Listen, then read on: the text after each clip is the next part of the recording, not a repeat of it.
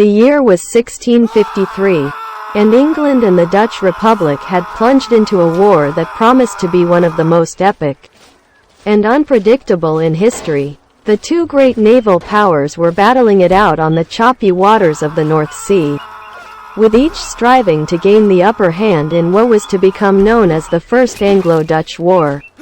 And at the heart of this conflict lay the Battle of Scheveningen, a brutal and bloody engagement that would decide the fate of the war, and perhaps even the future of Europe itself. The English Navy, under the command of Admiral Robert Blake, had thrown down the gauntlet to their Dutch rivals. With a fleet of over 70 ships, they set sail from the port of Plymouth, determined to wreak havoc on the Dutch trade routes and bring their enemy to their knees. But the Dutch were not to be outdone. Led by Admiral Martin Tromp, they had assembled an equally formidable fleet of some 80 vessels, each one packed to the brim with cannons, sailors and the best and bravest men of the Dutch Navy. And so it was that on a stormy August day, the two great armadas collided in a titanic struggle for supremacy. The air was thick with the smell of gunpowder and the sound of cannon fire, as ship after ship was pounded to pieces in a hailstorm of shot and shell. The English fought with all the ferocity of lions, determined to prove their superiority over their Dutch foes. But the Dutch sailors were equally valiant, fighting with courage and skill, determined to hold their own and defend their precious land. As the battle raged on, it became clear that this was no ordinary skirmish.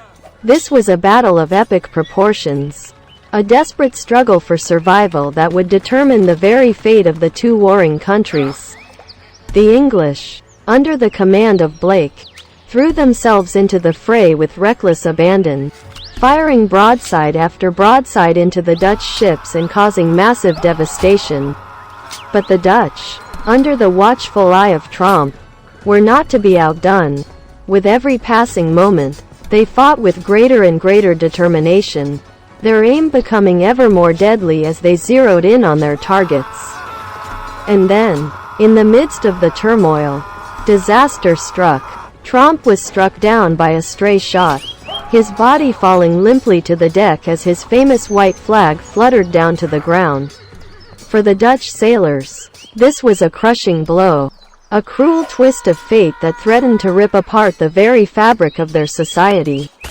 But still they fought on, their hearts heavy with grief but their determination unwavering. The battle continued in a frenzy of smoke and noise, each side determined to be the last one standing.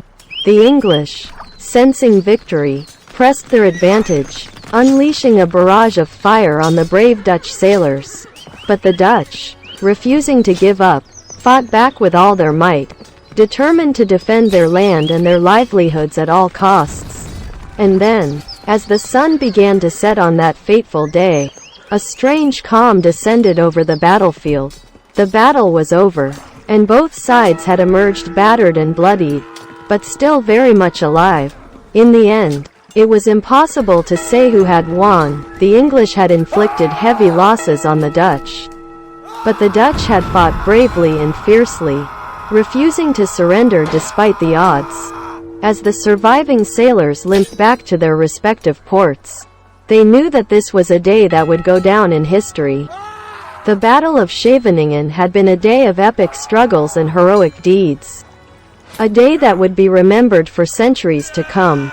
And though the two great naval powers would continue to wage war against each other for years to come, they would always remember that fateful day in August, when the seas ran red with blood and the fate of two nations hung in the balance.